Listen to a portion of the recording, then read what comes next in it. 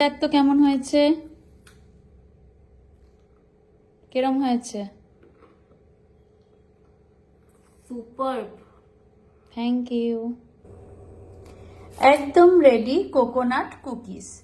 দেখতেই পাচ্ছেন ভীষণ ক্রিস্পি হয়েছে। আর হ্যাঁ দেখুন, এটা যখন আমি বেক করছিলাম তখন এর যে এক্সট্রা বাটারগুলো, তখন কিন্তু এগুলো বাটার পেপারের মধ্যে স্প্রেড করে গেছে। চলুন দেখা যাক একবারের রেসিপিটা। এখানে আমি কোকোনাট বিস্কিটের জন্য 110 গ্রাম মাখন নিয়েছি। মাখনটা নিয়েছি আমি ডেলিশিয়াসের। আর নিচ্ছি 150 গ্রাম গুঁড়ো চিনি। চিনিটা আমি গুঁড়ো করে রেখে দিয়েছিলাম। এবার এই দুটো মাখন আর চিনি খুব ভালো করে ফ্যাটাবো,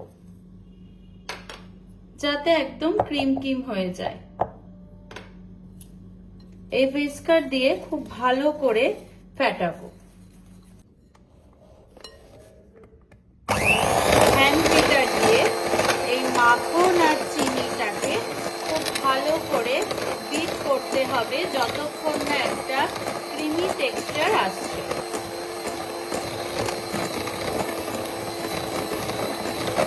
ঠিক এইভাবে ঘুরিয়ে ঘুরিয়ে বিট করে যেতে হবে।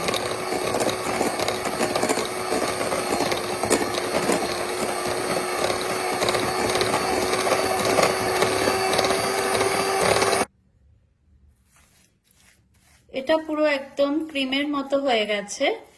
এবার এর সঙ্গে বাকি উপকরণগুলো আমি মেশাবো। এর মধ্যে এবার দিয়ে দিচ্ছি 1 চিমটি নুন, 120 গ্রাম ময়দা, কোকোনাট ডেসিকেটেড কোকোনাট, যেটা মানে শুকনো নারকেলের গুঁড়ো।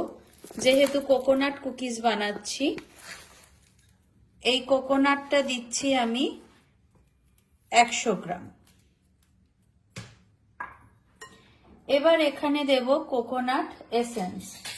কোকোনাট এসেন্স দেব আমি হাফ টিএসপি।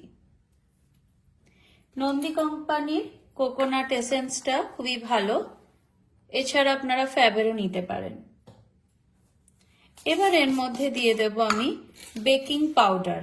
বেকিং পাউডার দিচ্ছি জাস্ট 1/4 টিএসপি। মিল্ক পাউডার দিচ্ছি 1 টেবিল স্পুন। এবার এই প্রত্যেকটা জিনিসকে খুব ভালো করে মেখে একটা ডো বানাবো। আমি আগেও যে কুকিজের রেসিপি শেয়ার করেছি তাতেও দেখবেন এরকম ডো বানাতে হবে, একদম আটা ময়দা যেভাবে আমরা মাখি সেরকম ভাবে। এর মধ্যে কিন্তু কোনো জল বা দুধ কিছু পড়ছে না। বেকিং ট্রেতে একটা বাটার পেপার পেতে নিয়েছি। নিয়ে এই যে ডোটা বানিয়েছি এখান থেকে আমি একটু করে নিয়ে যে কোনো রকম শেপ দিয়ে, আপনারা কুকি কাটার দিয়েও কেটে নিতে পারেন বেলে নিয়ে, অথবা এরকম ভাবে গোল গোল বিস্কিটের মতো, মানে বিস্কিটের যেরকম গোল শেপ হয় এরকম শেপ দিয়ে বেক করার জন্য রাখতে পারেন। একটু দূরত্বে দূরত্বে রাখতে হবে, যাতে বেকিং যখন হবে কেকটা, মানে বিস্কিট যখন বেক হবে তখন কিন্তু এটা একটু ছড়িয়ে যাবে, সেই স্পেসটা যাতে পায়, তাই দুটোর মধ্যে আমি এরকম গ্যাপ দিচ্ছি। এইভাবে একটা একটা করে কুকিজ আমি শেপ দিয়ে নেব আগে, বেকিং করার আগে।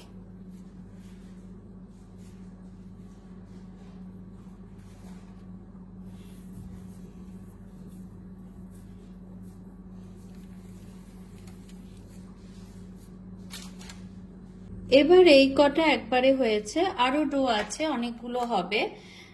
এটা প্রথমে আমি বেক করতে ওটিজিতে ঢুকিয়ে দিচ্ছি। ওটিজিতে এটা আমি এবার বেক করার জন্য ঢুকিয়ে দিচ্ছি।